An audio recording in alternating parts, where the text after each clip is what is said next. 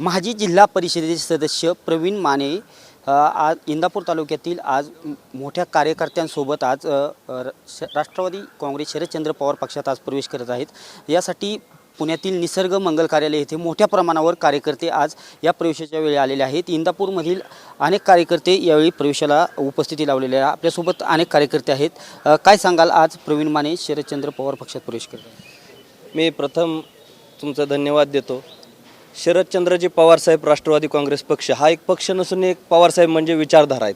शेतकरी, कामगार, व्यापारी, सर्वसामान्य लोकांना सोबत घेऊन पवारसाहेब काम करतात। त्याच विचारधारेवरती प्रवीण भैया आजपर्यंत काम करत आलेले आहेत, इथून पुढेही करत राहणार आहेत।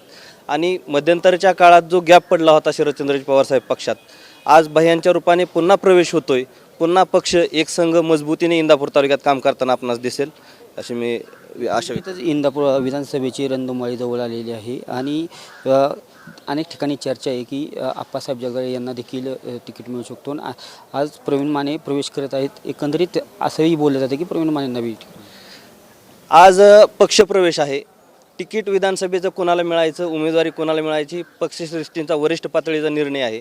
एक कार्यकर्ता म्हणून मी तुम्हाला सांगतो, आप्पासाहेब आणि माने परिवार हा परिवार इंदापूर तालुक्याच्या समाजकारणात, राजकारणात आजपर्यंत एकत्र काम करत आलेला आहे आणि इथून पुढेही एकत्र काम करणार आहे। विरोधकांना एक माझी विनंती राहील की तुम्ही अशा पद्धतीने अपप्रचार करण्यास थांबवा, तुम्हाला त्यामध्ये यश येणार नाही।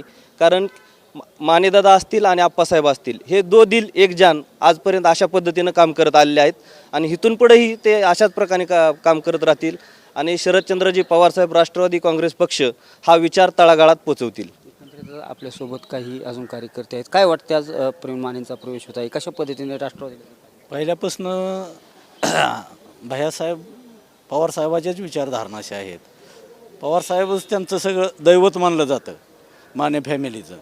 त्यामुळं ते गेले आले हे चुकीची समज होती, गेलेले नाही, ते हृदयाने दिलाने ती पवारसाहेबापाशीच आहेत। त्यामुळे विधानसभेत असं बोललं जातं की विधानसभेचं तिकीट आता हे होईल, काय तसं नाही, साहेब ठरवलं ते सगळे कार्यकर्ते त्यांचं काम करणार, कोणाला दिलं तरी कोणामागं ठाम उभा राहणार नाही, जे साहेब सांगतील त्याच्या मागं राहणार ना ठाम उभा। साहेब सांगतील त्याच्या मागं काय आज प्रवेशासाठी आलेलं आहे, कसं एकंदरीत वातावरण कसं? खूप छान वातावरण आहे, खूप छान वाटतंय की आमचेच नेते होते ते आमच्यात परत वापस आलेले आहेत, तर आनंदाचीच गोष्ट आहे। इंदापूरमध्ये राजकारण आज दत्ता भरणे असतील किंवा हर्षवर्धन पाटील असतील, अशी आजपर्यंतची जी लढाई होती, परंतु आता एक महाविकास आघाडीतून एक नवीन चेहऱ्याला संधी भेटणार आहे। कशा पद्धतीची स्थिती विधानसभेत असू शकते? नवीन चेहऱ्यांना संधी तर भेटली पाहिजे ना।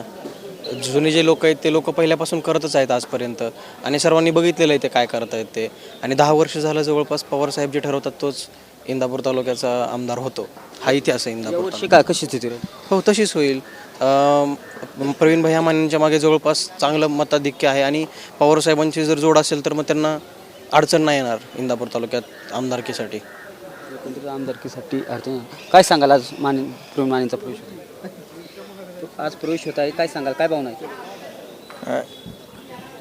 प्रवेश होतोय म्हणजे ही सगळे आमच्या तालुक्यात तरुण वर्गामध्ये आज उत्साहच आहे तसा बघितला तर।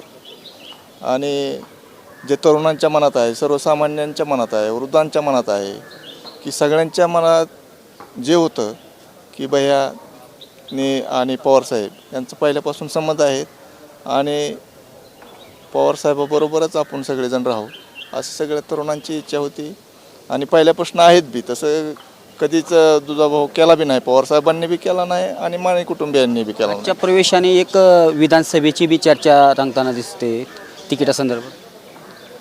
तिकिटासंदर्भात पवारसाहेब ठरवतील काय, कार्यकर्ता ठाम उभा राहणार का? पण हो, पवारसाहेबांच्या पाठीमागं, भैयांच्या पाठीमागं, म्हणजे जे पवारसाहेब सांगतील त्यांच्या पाठीमागं आम्ही ठामपणे उभं राहणार।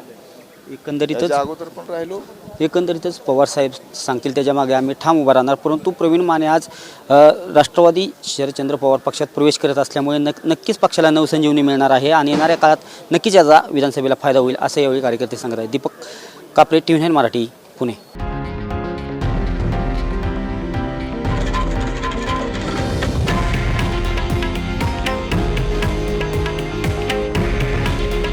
हे आहे देशातील नंबर 1 न्यूज नेटवर्क आणि आपण पाहत आहात TV9 मराठी। काळजी तुमची, हित महाराष्ट्राचं.